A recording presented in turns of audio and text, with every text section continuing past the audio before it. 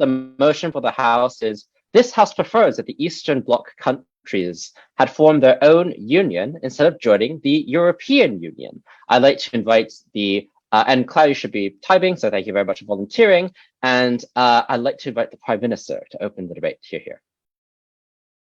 Hello, can I be heard? Very emphatically. Okay, great. Yeah, let me just turn on my camera. And also turn off the fan. Okay. Starting my speech in 3, 2, 1. European expansion past this point substantially fractured Eastern Europe, made it weaker, destroyed their economies, and made it generally worse. We think it would comparatively be better if they had formed their own bloc. 3 things in the speech. 1, why this union will be done well and, comparatively better than their acceptance into the EU. So the framing of this argument is that even if both sides are good, then the comparative benefit we would receive in terms of funding, in terms of development of the economy, would be much better. Secondly, is that joining the EU in general was bad for many of these states. And thirdly, is that this is structurally bad as well for Eastern European states that did not join the EU or could not join the EU, but would have the potential to join the Eastern Bloc. Okay, let's move into it. First, why will this be done well?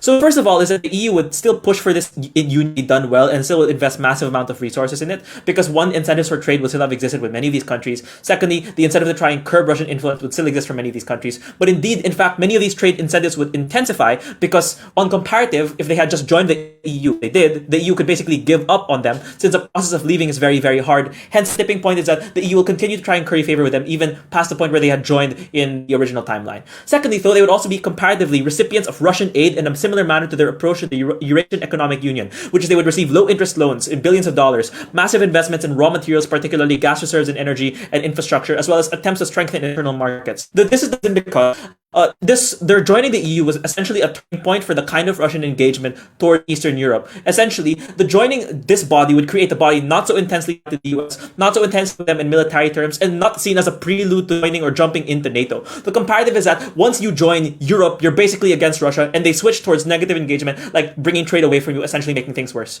The makeup of this union would likely manifest in the form of internal markets, the freedom of movement and labor, still investments in democracy, overarching political body to try and make decisions on the behalf of the entire state. And the reason for this is that the desire to do this with the EU would still have persisted in this internal bloc anyway. And beyond that, this is a unique political moment in many of these countries at the time where they had recently democratized, where there were massive protests in the name of democracy. And so many of this would still have persisted in these countries. Hence, the outcome is that if both sides are doing well, you have comparatively way, way, way more resources invested in these countries. You have their industries built up much more. The people there are much more prosperous. And hence, they would have preferred they had formed their own union. Secondly, though, joining the EU, not only at these points in time, but in general was very bad for many of these states. In this, we have 3 broad points. Number 1 is that these countries had to share the brunt of the Eurozone crisis, which happened at the time or happened shortly after. They were taxed massively, having to pay for Greece. Hungary, Latvia, Romania all had to pay several billion out the ass to bail out the equivalent of Greece's GDP several times over. It witnessed the flight of investors due to high levels of credit and currency risk, essentially billions of dollars leaving the country over a protracted period of time, essentially slowing down their growth, which is, millions of dollars in terms of opportunity cost that was lost. Secondly, though, having the euro was bad for domestic markets because they had no control over monetary tightening cycles. As a result, their exports weakened quite a lot relative to petrochemical, agriculture, and electronics exporters outside the EU because they couldn't control how strong the currency was. It's strong because of the western side countries there, but many of them are exporter oriented, which slowed growth dramatically because one, they had way less resources, and they had a far harder time competing with other exporters that could make their currency weaker in order to export better, but also because it forced a rapid industry shift in many of these countries whose effects can still be now, right? So still be seen now, where much of the industry was shifted over to service-oriented stuff, and unemployment skyrocketed at the time by several percentage points. Like at the time, I think it was on the order of several million people out of a job, which the quote, like for every percentage point loss of unemployment, there's 1,000 people dead, right? So this is a huge impact. Also, people suffered at the time. But thirdly, is also that the EU broadly entrenched authoritarianism. In their eagerness to accept these people, Hungary and Poland are the best examples where basically didn't do very stringent democracy checks on countries, And as a result, the influx of aid allowed the government to strengthen itself and remain entrenched. Like, this also happened in the form of systematic levels of embezzlement and corruption in Bulgaria and Romania. I mean, it was done because it was rushed. Accession requirements were basically expedited in most cases. Authoritarianism thrived under EU rule, where they essentially give these monies to pave, railroads to nowhere, and in effect, basically pay out corruption and bribes to people under them because the EU was supporting them at no cost, right? So at the end of this, we essentially say that joining the EU is bad for many of these states, and comparatively, this would not happen because obviously they would not face the brunt of the Eurozone crisis. Obviously, they would have the capacity to control their own currency, control the rate at which the currency would happen, make them far more competitive, and beyond that, they would have the capacity to have control or take control over authoritarianism in their own country, or at minimum, they don't get the benefits of democratization on opposition. On the whole, then, we think the second argument is particularly important because it shows that you could have avoided a massive harm that was on the storm or on the horizon for many of the European countries, and could have escaped the middle income trap much faster, could have improved prosperity in this country much faster. Hence, joining the EU is bad for many of these states on the whole. Thirdly and lastly is that this is really, really bad for Eastern European states that did not join the EU, could not join the EU, either because it would be seen as an overt attempt to try and curtail Russia even more, which would provoke military reaction, and as such, many Eastern European states, such as Serbia, were forced to maintain close ties with Russia over the EU for several reasons, such as economic necessity as an exporter of oil, or the fear of encroachment on their territory and thus needing amicable relations, and cultural and historical ties that kept them within the Russian sphere of influence. We think many of these nations are still deserving the significant amounts of economic development, but were hamstrung by these circumstances from joining the European Union. This engages to the op case in the instance that the EU is a good economic actor, because when they end up joining this union, it poses an existential threat to Russia, and that decrease in the capacity for Russia to express military power, potentially more points of attack that they could experience in the case of an actual war. And this amplifies the further fears of Russian aggression. So what happened to these nations? Neighbors ended up the EU, such as Croatia to Serbia, ended up moving theirs from cross-border trade to the European single market, driving up costs of importing, and they also imported less. And on our side of the house, they are better able to trade with proximate neighbors. They're also far more likely to be brought into the fold because of less concerns regarding the Eastern Bloc and overt expansionism and Russian retaliation. I'll take a PY from CO before I move on. You are correct that these countries are poorer than the Western states in EU. You are wrong about literally everything else, given that they are 3 to 4 times objectively richer than they are when they join. Would you mind in actually explaining why your case applies in reality? I mean, one, inequality in many of these countries drastically increased. Look at the Gini coefficient of many of these countries. Secondly, though, I also make the observation that much of our argument is the comparative loss of prosperity, right? So maybe they did better, but most of our claims are objective fact-level claims that they could comparatively be way better. Okay. Beyond that, though, I also want to point out that in many of these nations, right, that didn't join the EU and could never join the EU, right, they had much less say and leverage when attempting to oppose Russia. Since these countries operate on their own, they have limited leverage with respect to challenging Russian pressure on their economic systems and sovereignty. And we want to be clear, this will not be an anti-Russian union, but we think that they have far more leverage when they join the Eastern Bloc, or are far more likely to be brought into the fold, because in the form of negotiating diplomatic ties and economic ties, which means it's not only just improves our benefit for the Eastern Bloc, but also massively improves our benefit for potential other countries on the horizon, potentially forestalling things like in the worst case invasion for many of the countries like we could potentially bring in, maybe Georgia, maybe Ukraine, right? But also in addition, not only do we prevent massive losses of life, we also ensure that these countries get a better deal, they aren't screwed out, and their economies get to survive. At the end of this speech, it should be clear, on every possible contention, opening government wins this debate. Thank you. I'd like to thank that speaker for that fine speech. I'd like to invite the leader of the opposition to open the case of their side. Hear, hear.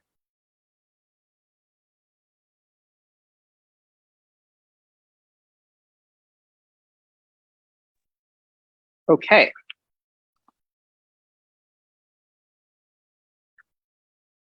I will start in 3, 2, 1. First, 3 points of rebuttal to opening government. First, they say that a common currency is bad. Well, unfortunately for them, the vast majority of these Eastern European countries maintain their own currency because EU policymakers are aware of this. Poland uses the zloty. Hungary uses their own currency. So does Croatia. This argument out of debate. Second, their argument about entrenching authoritarianism concedes the fact that these countries would have received more benefits when they're in the EU than not. Because the argument is these authoritarian governments get more money so they can be stronger on our side of the house. So this is a concessionary argument. 3, their argument about other countries like Serbia being able to join the Eastern European Union, but not European Union, is like under-mechanized dramatically. They have to prove why these countries will be let in the first place, given that they're not let into the EU for probably good reasons, i.e. corrupt governments, under-reformed economies, etc. These are the same reasons why they were turned down by the Eastern European Union on their side of the house.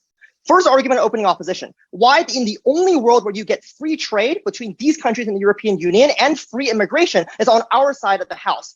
five mechanisms as to why free trade and visa-free, quotaless immigration will only happen on our side of the house.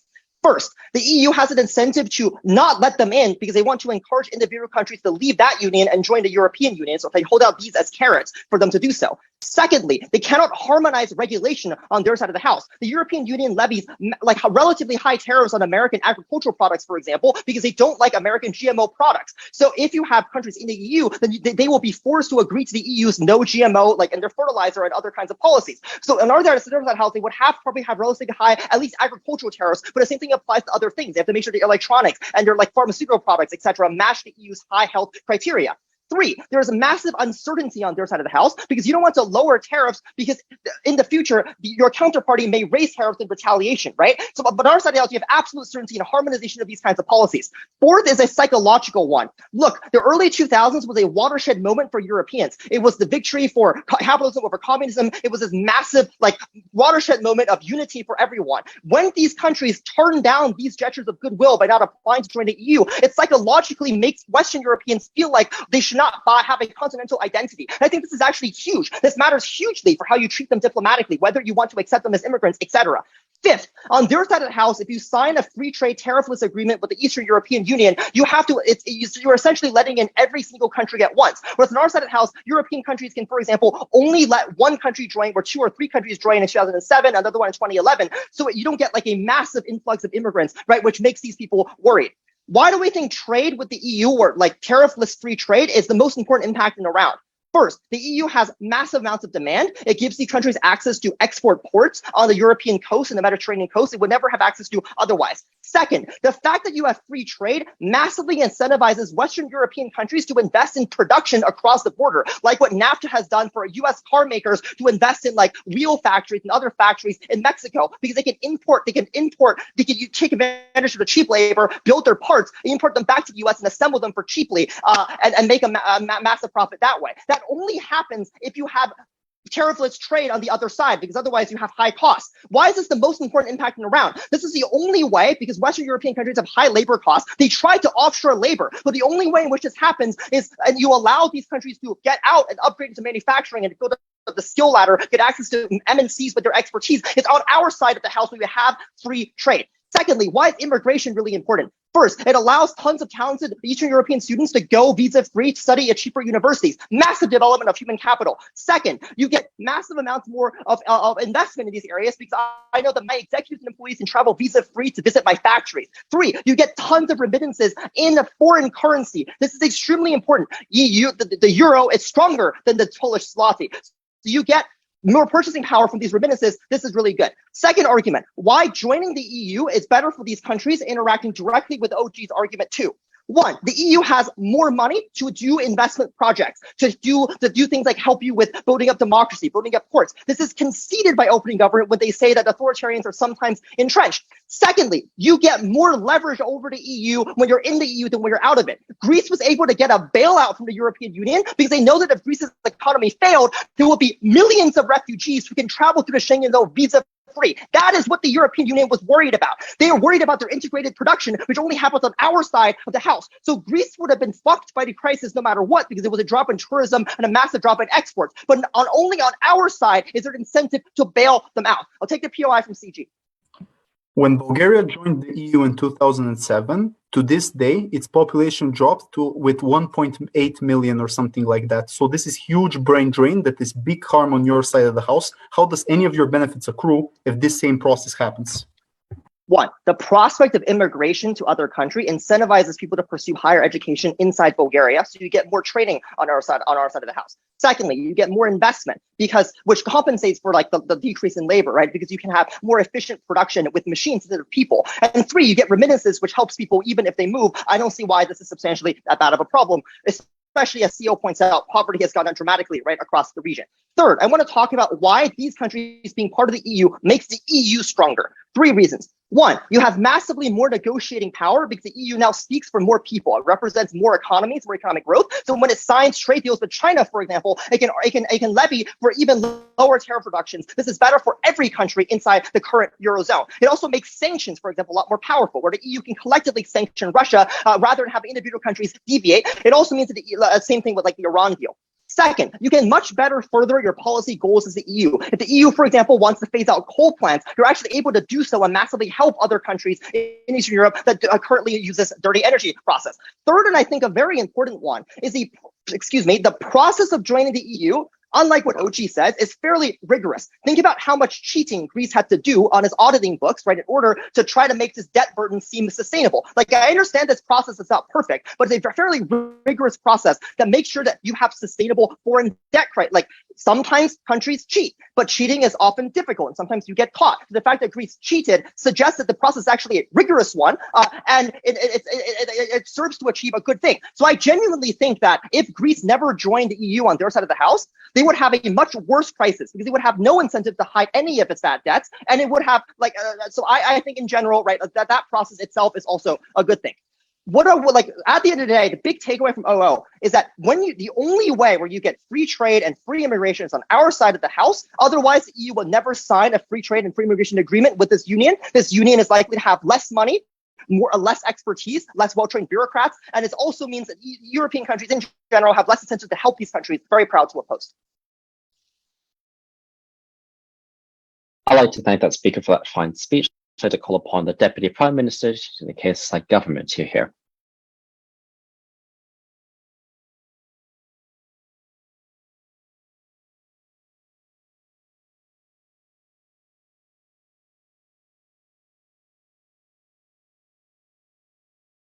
Can I be heard? There's a bit of an echo. Could you try that again? Oh, hello? Oh, you're good. Yeah, good now.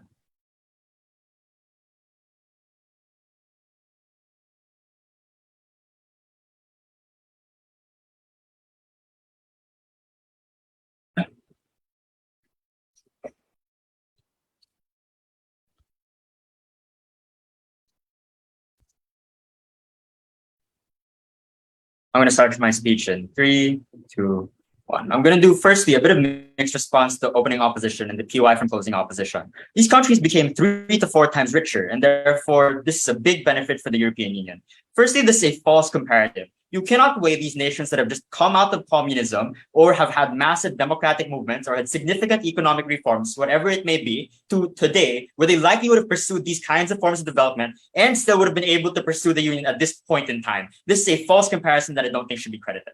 Secondly, opening opposition this time claims David is contradicting himself because these countries that were able to get economic development and therefore entrenched authoritarians. There is a difference between making everybody within the nation wealthier and receiving a significant amount of European Union money in order to entrench the amount of power that you have had, i.e. they do not prove trickle down. Just because there was capital inflow does not mean it went to the citizens of the nation. What does that entail? Firstly, a significant amount of businesses that had benefited from European Union money were the ones that were largely crony capitalism, and therefore they were the ones that benefited not because they were the best actors in question, but because they were able to use government corruption, friends, nepotism, etc., to be able to ensure that they were the ones that were benefiting mostly from the increased forms of investment. And that means, secondly, that the amount of economic power that governments had over businesses, over state institutions, and over the people made it much, much more difficult to be able to call them out, which is significantly why there was a much more difficult time being able to win movements against these people or have corporations compete against these groups of people. And therefore, I don't think it is fair to just say they get economic benefits as well. But thirdly, they say that the comparative is we would have sanctioned them or at least significantly reached increased tariffs. The first thing I want to ask is all the benefits that they point out, i.e. the access to ports, the access to oil, and access to probably a pretty large single market that exists for the entire Eastern Bloc, for some reason, outweighs this want to be able to either attract you into their union. I think this is deemed theoretically not the smartest thing for the European Union to do. I.e., I think it is much smarter to engage in something like a trade deal in order to ensure that you get a negotiation between this European single market versus being able to tariff them, because that could potentially punish you as a result of retaliation. It gives you a lot less benefits than all the ones opening opposition names. And therefore, it is unclear why this is the alternative. In fact, what this proves is that a lot of the incentives for the European Union to engage with this Eastern Bloc Union still exist on our side of the house. The difference is the amount of negotiation and leverage this Eastern Bloc would have. Because I would note that the ability to negotiate as an entire bloc on the basis of trade unions is far greater than within the union, because they assert this but never really prove it. Not only are you lesser in number, you are significantly lesser in capital with respect to contribution to the European Union as a whole. And what that means is that it is very difficult for them to try and oppose Western and Central European countries with respect to a lot of the policies that are engaged in. And as a consequence, it therefore makes it much, much harder within this body to be able to get a fair negotiation as a process, especially when you are an individual nation. That is the nuance here. Versus when you are an entire bloc, despite maybe differences in capital with Western and Central Europe, that is far more negotiating power in being able to negotiate a trade deal rather than wanting to change trade relations within this singular body. Thirdly, you have to ask, is there more capital outflow or capital inflow? Firstly, it is much cheaper to invest in these areas. They have cheaper labor, they have cheaper land, cheaper forms of production. And what that entails is that companies that were from Western and Central Europe that want to be able to expand for a relatively low price are far more likely to invest there. That's not a good thing, because it significantly cuts down the ability of these nations to build up their own domestic economies and domestic industries. And that's a huge benefit, because maybe these are companies that can outcompete you on price, but they're also companies that are much less likely to contribute to your individual nation's tax revenue, companies that have little to no incentive in being able to build up the skills base of your country, and ones that overall have very limited benefits in being able to ensure that the exports of the nation are going to be superior. But secondly, I think the amount of brain drain that occurs is significant in this debate. For all the reasons opening opposition gives, it is not good that skills are leaving these kinds of countries, especially when the need for these countries to be able to diversify and develop further, which oftentimes needs a move from manufacturing and manual labor-based industries to further skills-based industries. And what that entails is that while there's some short-term economic development, maybe because they can sell to more EU countries, etc., it is long-term economic development that is going to, it can only be achieved through diversification. Because not only are these diverse products by nature, because they're second order, more expensive and therefore more profitable, they're also less prone to economic shocks that commodity markets are. So when things like natural goods are not only replaceable because you can get that from another country that might get it for cheaper, but also when the global demand for them decreases, your economy is screwed. Lastly, I don't think it was good for them to get involved in the Greek Eurozone crisis. Their benefit only occurs insofar as they had to prove that any of these nations would crash on their own, and therefore the EU would bail them out. Not only do I feel that's speculative, we already have proof that Greece would have had a significant amount of bailout needed. And it's not necessarily even just sharing a currency, right? It is the amount of money that was required to bail out the Greek government. That is significant and certain in this debate, versus on their side of the house, where they have not given structural reasons to why this collapse would have happened regardless. So this mechanism does not come into play all the time anyway. I'll take a PY from closing opposition. Please name me any single industry or any single economic development that could have happened in either of these countries or existed before that is now no longer the case. No, I'm confused. What we're claiming is that a lot of these industries, being able to increase your service sector, only really happens if you have a more educated base. I'm not saying that they're not going to be educated. I'm saying that educated people are leaving, and therefore it is much more difficult to expand the scope of these industries and status quo. Lastly, I don't think this is good for the EU, because all of their mechanisms of you have more countries aren't necessarily clear with respect to why does that necessarily make it better. In fact, if you, as you say, there is the fear that you'll have to bail out one of these countries, not only does that increase the amount of European fear within these areas, but also the acceptance of Hungary and Poland that have time and time again been sued by the European Union because of their ability to bypass EU regulations and laws has opened a legal can of worms that has ensured that people can find their ways around the overall authority of the EU. And that's important because this threatens the overall stability of the EU, even if they get more powerful. You have the rise of Eurosceptic leaders within many different nations that have, even if not wanted to leave the EU, at least decreased its power and scope and therefore minimize the benefit from opening opposition, but also countries that have explicitly left the EU or are aspiring to do so, or have politicians that are increasingly becoming more popular, like Le Pen, etc. Very, very proud to propose. I'd like to thank that speaker for that fine speech. I'd like to call upon the Deputy Prime Minister, Deputy Leader of the Opposition, to close the top half of this debate. Here.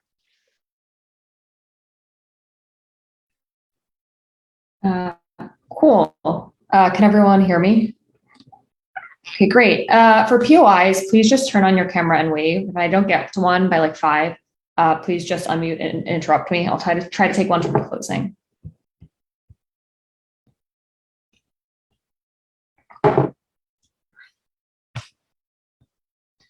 Three, two, one.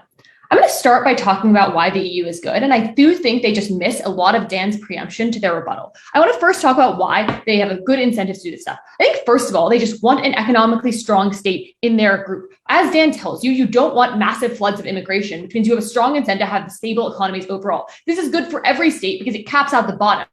We say is there might be some cost to richer states, but it's better because you know you are never going to be at the very bottom. You will get bailed out if you are Greece. This is good because it means if you basically roll out the bottom of worst things that can happen, you get significantly more investment in the country because people know it won't be bad in the worst case scenario. But I think on the Greece stuff, I think, yes, Romania paid some money to bail out Greece, but then they got bailed out in and of itself. So that is a worthwhile trade-off to make. And I do think it is likely they would have crashed in the absence of this because there was a huge economic crisis and American demand massively fell all over the world. And all of these countries are no longer buying things from you. So I think it is likely that you would have had that. So getting the access to that potential bailout is a good thing. And I think this is a valuable thing to do. And I think it is good to bottom out the worst case scenario because that means you have an overall more stable investment market. But second, they say like some of these countries wouldn't be democratic or they would have economic crisis. I'm just not clear why in the Eastern Bloc this would be any different, which is to say if you yes, it might be the case that EU doesn't want to kick out Hungary because they're not perfectly democratic, but it's not clear why the Eastern Bloc would also kick out Hungary because both probably have similar incentives. So if the Eastern Bloc was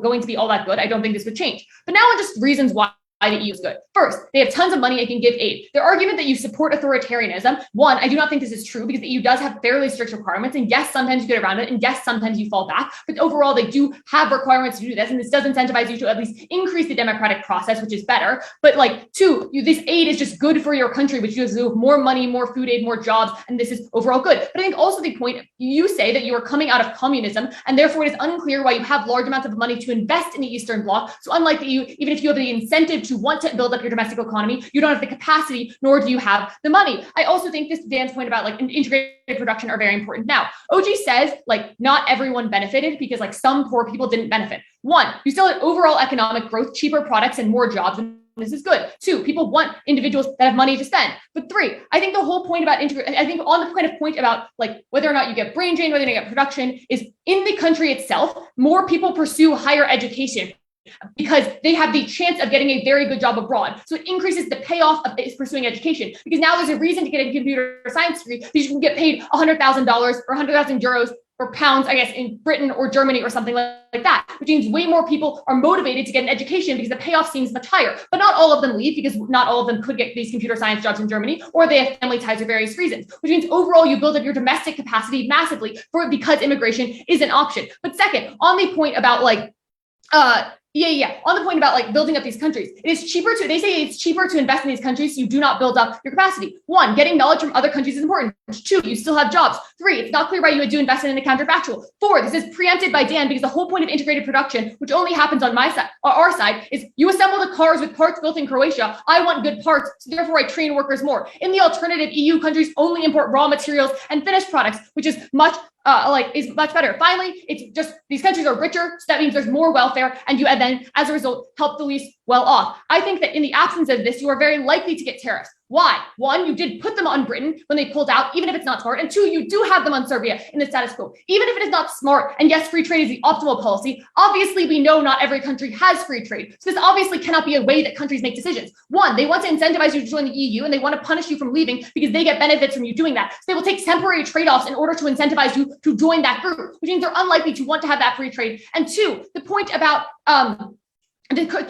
the benefits are only true if you have common regulations and no certainty of retaliation, which is to say you don't want integrated production chains that come and bite you in the ass in the future because the counterparty can raise tariffs and hurt you substantially, which is to say, I don't know that we will always have free trade because it is they are held in by all of the EU and all of that force that I don't want to put my manufacturing in another country and then have it come back to me because they might raise tariffs and suddenly I have no production, which means you'll only ever import raw materials and you won't build up networks of economic growth. This is really important. I think this is good. Finally, I do think we get more democracy because I do think countries were incentivized to at least be marginally more democratic, at least to the point of joining the EU. Yes, not every country did it perfectly, but I do think it is substantially better, and I think you get better outcomes that way. I think also on these points, like briefly just to touch on the type of Russia point, it is unclear why this is the turning point for Russia, because these countries have joined or will join NATO regardless. NATO has other reasons to expand. These are other reasons that they want to stay in these blocs and be protected, which means NATO aggression is likely to happen on either way. Their argument is I'm just genuinely confused about their plot on the Eastern Bloc. Are they going to be anti-Russia, or are they not going to be anti-Russia? Are they going to be pro-Russia, get Russian trade deals? I think OG is incredibly unclear on this. And then they tell you that Ukraine and Georgia are going to join the trade bloc, which seems like a good way to piss off Russia overall. So I'm not really clear on the Russia point if you're actually better off. I think you're probably going to piss off Russia regardless of that. Anyway, I think also the ability to do sanctions against Russia together is good. I will take a point from closing. Why hasn't Macedonia joined the European Union yet? I don't know. They're in the process of joining. Maybe it'll take a lot of time, but it's fine. Doesn't really matter. It's one country. I'm fine with it, even if some countries would join. Getting on to the points about why it's not bad if the other countries don't join. You say OG says in the first argument that's good if Russia competes for influence in argument one. So this is good. So if Russia is scared about these countries joining the EU and then offers better trade deals at its throat, all the countries that get left out actually end up with good trade deals from Russia. So they're not that badly off, especially if the alternative is the Eastern Bloc that doesn't offer that many benefits. Anyway, trade with neighbors is less valuable because it's less diverse, and you also aren't that economically different, and you don't get the benefits of having this of having the money from the EU and these types of things. So I think it's that is likely to be good. I think also the points about Russia are really unclear. So I think at best, the countries that don't join still economically benefit because they can be competed with for Russia, so they don't join the EU, and that's fine. Finally, on the last point about being feared in the EU and you bypass regulation, I just don't think there's massive amounts of instability in the EU. I think it is a generally pretty stable bloc because more countries want it to succeed. I think maybe populism is rising everywhere, but I don't think that is particularly a big deal. On the weighing point, first, I think we tell you why trading with the EU is much more valuable because you are wealthier overall. We tell you why the stability of the EU ends up with you getting more investment, more aid, which they can see, which allows you to economically grow your country. And that does end up trickling down because you have more money for things like welfare, especially when you're also more democratic, and this is better. We also think that the Union would have fewer democratic checks and a less vigorous process. I also just think about the massive subsidies the EU gives. The EU is so much more wealthier that there would be more COVID vaccines for free. Don't underestimate this. This is incredibly powerful. I think on the whole, what we tell you from OO is why joining the EU allows you to have integrated production, free movement of labor that ends up with a lot of good things, like more training in the country, more education in the country, more people who know what they're doing, and overall economy lies off. The Eastern Bloc can never compete with this because it doesn't have the funding to do this. It doesn't have the setup for a bunch of countries that they tell you are just coming out of communism. For all those reasons, so proud to oppose. I'd like to thank that speaker for that fine speech. I'd like to call upon the member of government to open the closing half of this debate. Here. Hey, am I audible? Okay, POS in the chat. Don't unmute yourself. I'll explicitly take one from OO. I'll take one around maybe the third 3.5 minute, or maybe the 5th minute. Yeah, depending on how this goes.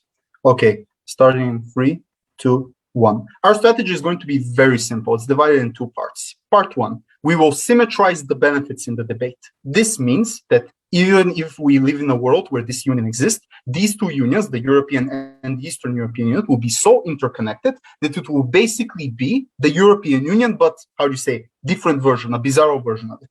This is important because I will deal with a lot of the op pushes. But then secondly, the asymmetry will be for countries, and I'll name all of them: Bosnia, Kosovo, Serbia, Macedonia, Albania, all of which have 30 million population between each other, that they will be able to join a union, right? Irrespective if it's the Eastern European Union, irrespective if it's the European Union. This is going to be the biggest asymmetry in the debate because on their side of the house, they are currently not in the European Union. I will provide structural reasons for why this is the case. Let me just weigh out why these countries should be the most important actor. There are 2 reasons for why this is the case. Firstly, in top half, you get a marginal debate on whether or not one of these unions is going to be better than the other. I am unsure if either of the 2 teams is able to adequately scale which side this should go. However, secondly, these countries are currently the poorest because they're not part of a union. So factologically, they have the lowest minimum wage. They have, due to their poverty problems like corruption and these type of things. So if we're able to raise their standard of living by being able to join a union, then the single life of this individual, even though they may be quantitatively less, is likely to be more asymmetric and more beneficial in this sort of case. Let's get into the first price. Let's symmetrize the benefits. I would note that OG have some reasons for this. The boys did find out that this is an important question debate. We will have better and stronger reasons in this sort of case, so it's going to be a prop bench. 4 reasons as to why the benefits are symmetric. Firstly, European Union has economic incentive to cooperate with this union. OG say trade, we say cheap labor. Notice that because you had communism and it fell apart, these countries are poor, and the salaries that are in these places are not likely to be the highest. But you have asymmetric competitive advantage as Eastern Europe. Firstly, because you're close to Western Europe, right? You don't have to have such high supply chain costs. So instead of going to Asia or Africa, you're going into Eastern Europe. But secondly, you're also in the same time zone, right?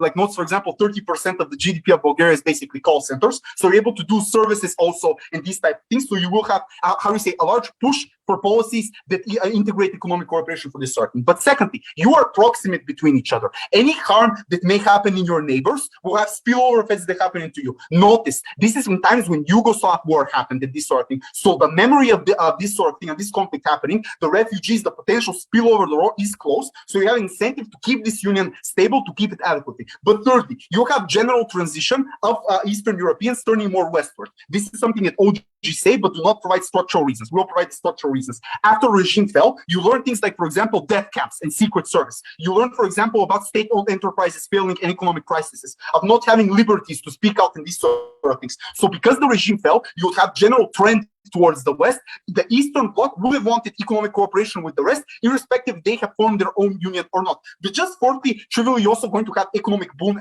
as well, because now you turn into capitalist model, companies want to invest into this sort of place. But also second, you have natural development, like for example, IT sector in Bulgaria propped up, because during communism, we invested in a lot of technology expertise and these type of things. The bottom line is that practically, this will mean that these two unions will be so integrated that most of the benefits will trickle down to these sorts of people. So they will have to a certain extent free movement, or at least, lax visa terms when you're wanting to work from one union to another union. You will have most likely common policy initiatives, like for example, infrastructure, nuclear power, all the things that are important. People will be able to study abroad and all of these benefits.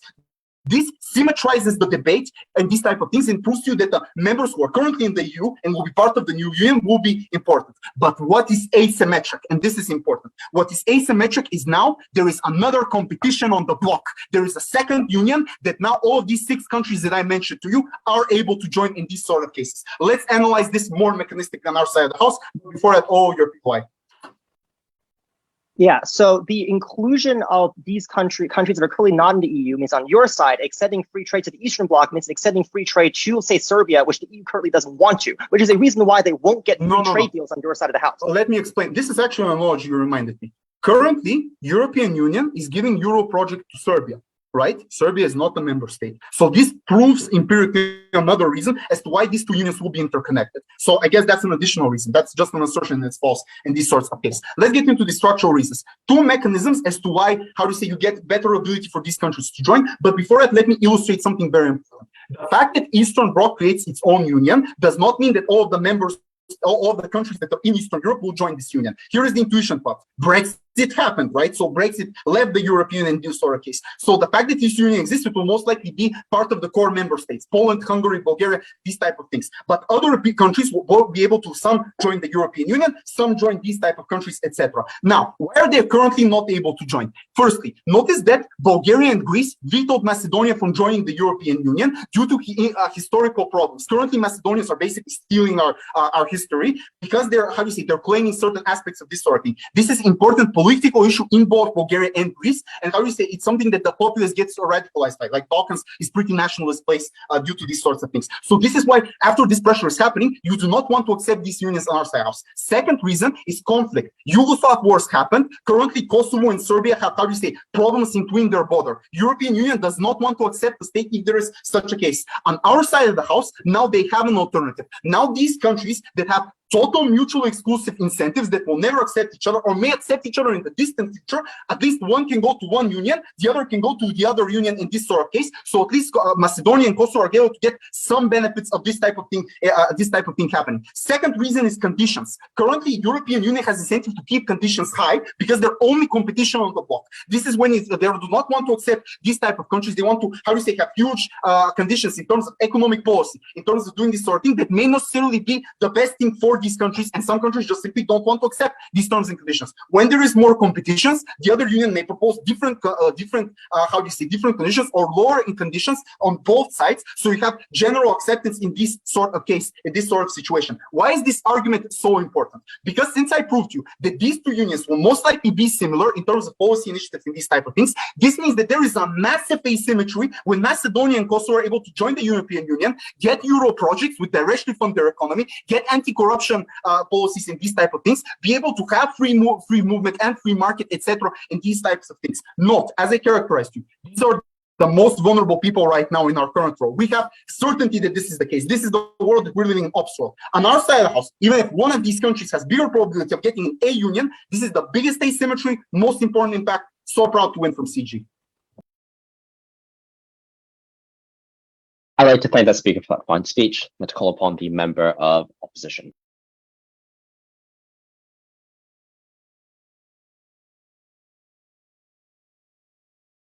Hi, can you hear me well? Cool. 1 sec, timer. All right.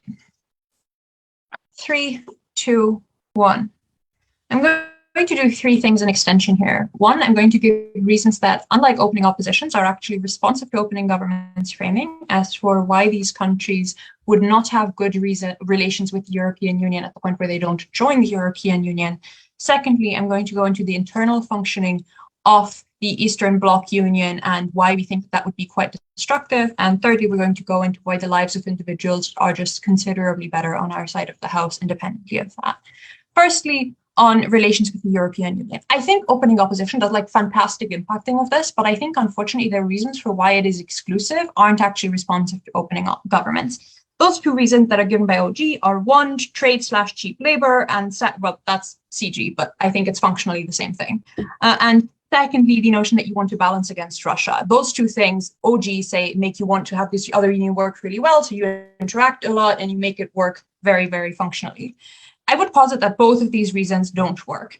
The reason that trade and cheap labor are an insufficient incentive is because they require the populations and politicians of the countries in question to observe this as a meaningful opportunity rather than have the blinders on of decades and decades of entrenchment of like fairly negative stereotypes about these countries and the people from them, i.e. if you perceive them as like having been a threat to you for the entirety of the Cold War, switching to they're a massive economic opportunity is very difficult. Switching to they are people we want to integrate with because it is a good thing to do is much easier to sell at the point we make a political project of the European Union, including them, rather than they are profitable for us from a selfish point of view. But not secondly, they are also seen as unstable. These governments are stereotyped as being unstable, not good places for investment to go, which we are going to demonstrate why it gets even worse on their side of the house. Secondly, with regard to Russia, I'm just going to be honest, Russia until invasion of Crimea by Western Europe was basically not seen as a threat.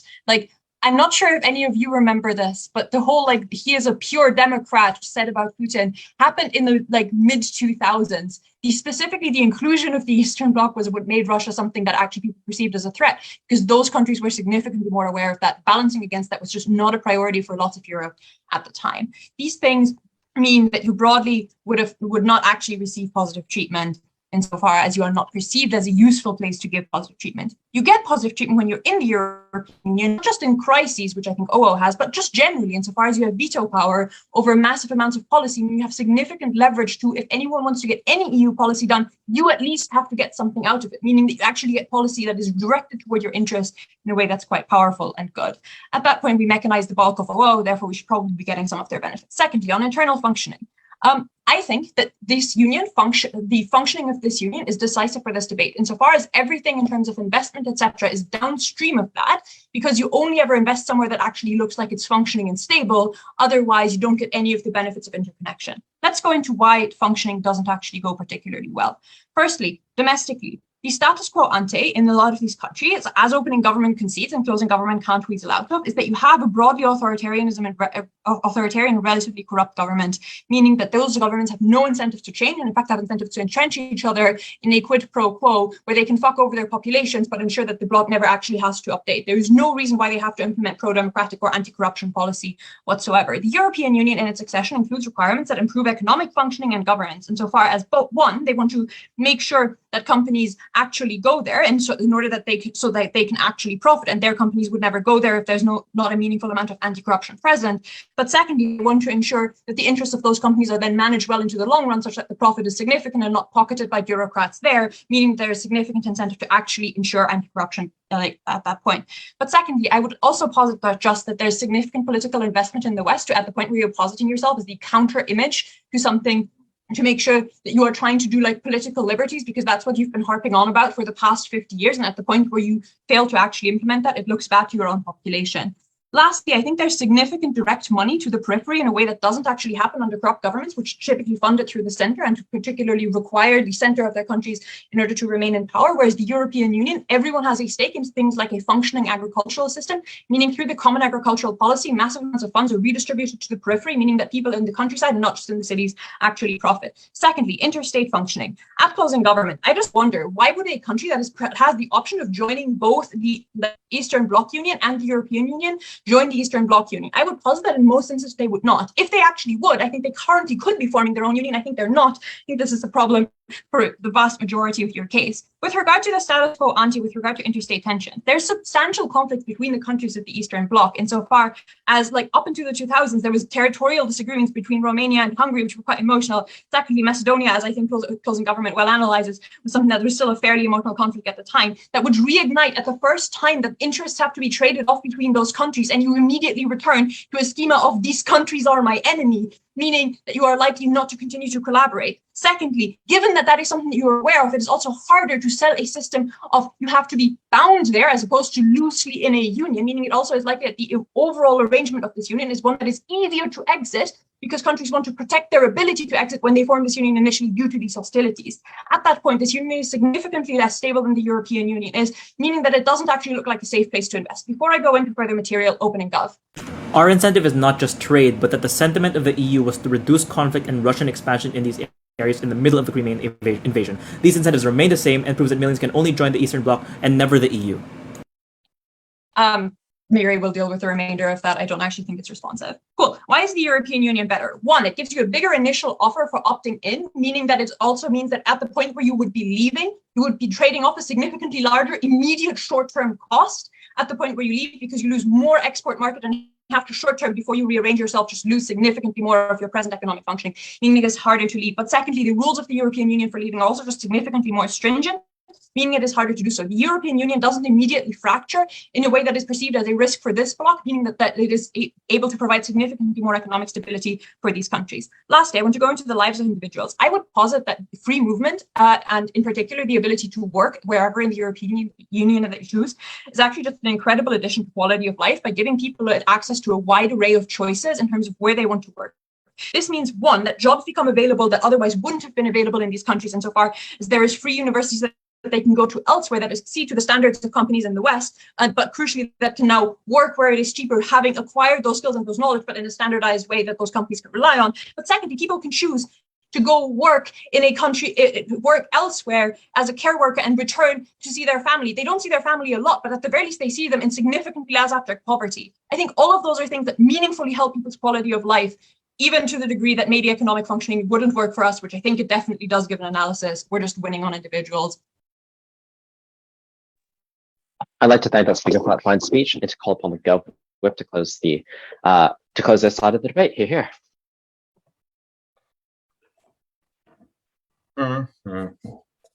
Okay. Starting in 3, 2, 1. Let's imagine for a second this was not a Balkans motion, but this was a motion about a different set of countries. Do you think CEO would have even considered running? These are stupid people that will just hit themselves on the head with the rock, and they will not be able to get along regardless of what happens. Honestly, as a person from the Balkans, this is super scandalous push that comes from closing opposition. I was going to do top half first, but now I'm going to do closing opposition first in this sort of way. Firstly, on the reasons why you would not get free trade. One, they said the East hates the West because there are harmful stereotypes. One, Note that we posit this is not true. After communism fell in 1989, you began to hate you began to look more towards the West as new businesses came in, McDonald's, all of these sorts of things. And at the point where communism fell, you began to have a comparatively better opinion of them in this sort of way. They never analyze why you have a bad opinion of them. We give a reason why you have a good opinion of them when communism has failed you. But secondly, this doesn't matter. Countries do not operate thinking like this. They do not go like, oh, there are bad stereotypes for that country, therefore I will not do trade relations. If you can do trade relations, which is good for your country, which generates economic benefits, you will do trade relations in this sort of way. I'm not sure why these sort of harmful stereotypes are bad in this sort of way. Also, secondly, they say these Eastern European governments are seen as unstable. This is why West will not invest in them. One, this is simply not true. The fact that they were in communism before creates massive economic opportunity, massive markets that are freeing up, massive cheap labor, and all of these things. Even if it looks slightly unstable, know that the potential economic benefits are much larger. But also, secondly, if this were true, they would not accept them in the European Union. They accepted them in the European Union. They cannot be that unstable if the incentive happened to be like this anyways. But no, then all of our incentives kick in, because at most they rebut some of opening government's reasons. This is why we give different reasons, not to, remove credit from opening government. Yes, they do give these reasons, but just to be extra sure, we want to give some other reasons to be more insulated to these kinds of responses. Reasons like there is political push to interact with them, reasons like all of the things Rumen talked about. But secondly, and I want to stress this so much, it will function bad. One, and this is the stupid response, we don't care. Okay, let's say it doesn't function perfectly. We already outlined why the metric should not be the countries that would be in those unions symmetrically, but why the metric should be countries that are not in those unions. This is to say, even if the union is not flawless, it is probably still much, much better than no union at all. So in the best case version, they still lose out to us. But also secondly, this is insane for three reasons. One, democracy happened. They are not autocratic regimes. This is after communism. There were democratic movements. We are not ooga booga in this sort of way. Also, secondly, you don't need the big bad Westerner to come in and to police your corruption. You have internal people, media, all of these sorts of things. But thirdly, you have other actors to regulate if you accept we're that stupid and we hit each other with the rock. You are still members of NATO. There are still big interests from no conflict in this sort of way. I don't think countries are just going to start fighting for funsies. But finally, I would say that this is symmetrical, because those countries would still disagree in the European Union. Unless their pushes, the EU can regulate them so much, then I think this is at best massively uncomparative. Also, finally, let's say in the worst case this is true, and there are countries that just cannot cooperate with each other. Here is the take. They can now go to the other union. If you are stuck with countries with whom you cannot do business, with whom you cannot have relations, there is another union for you to join. And this is the mechanism, because those countries that you cannot have relations with currently do not enter any union, because European Union does not let Macedonia in this sort of way. Okay. This is closing opposition case. We outweighed them, we rebutted them, the push is very scandalous. On to top half. I want to say that it is largely probably not a super important clash which thing is better. This is for a number of reasons. One, a large part of it is asymmetrical. Opening opposition gives some responses to this, like, oh, there is risk, prisoners, dilemma, other side may make higher taxes. Here I would say the incentives for trade outweigh this. Why? Because you may potentially have bad relations with this country in the future if they raise tariffs, but you will definitely have a bad relation if you never begin free trade in the first place. But also, even if it's not about necessarily having the most profitable trade, you want to limit the risk of economic crisis. You want to limit all of these sorts of things. What does this then mean? That you're likely to get symmetrical trade relations, at least close to symmetrical trade relations in this sort of way, but more important, you're likely to also get symmetrical other relations, like freedom of movement, because these unions want to be close to each other, because these unions want to be in this sort of way. Now, opening government are maybe right, that you will get less free movement, that, how do you say, hurts the small states, but you'd still get a degree of this anyways.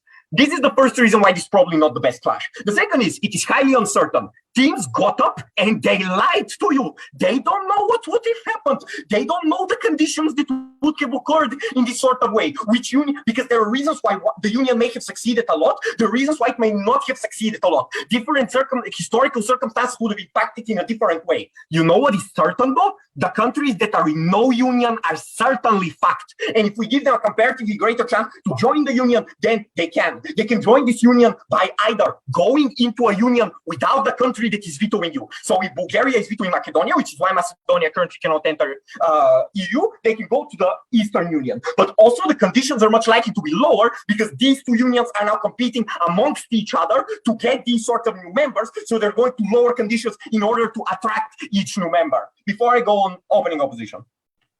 Even if both unions are equally integrated, Eastern countries are still denied a greater amount of EU subsidies for public health and bailouts during crises. This is the most important impact because more people live in Poland than Macedonia. And in 2004, these countries were not necessarily richer. Look, two things. The first is this is not true because you still have incentive to bail them out of crisis. Because if you have trade relations amongst each other, then if one country gets crisis, you are also fucked. You are also like EU gives money to non-EU countries all the time, by the way, in this sort of way. Also, secondly, and very importantly, is how do you say, even if this is the case, and there is a comparative harm on more people in Poland, this is much, much less significant than a comparative harm on the country that is not in the union at all, because they never get any of these sorts of assistances. They never get all of these things. Now, on to other parts of opening government that are not within this clash. Firstly, on the reasons why more countries would join. They say Russia is going to stop them from joining the EU, but as opening opposition rightfully describes, they never explain why Russia does not stop them from joining the comparative. There is literally zero reasoning. Our reasonings are comparative. They rely on one union versus two unions. And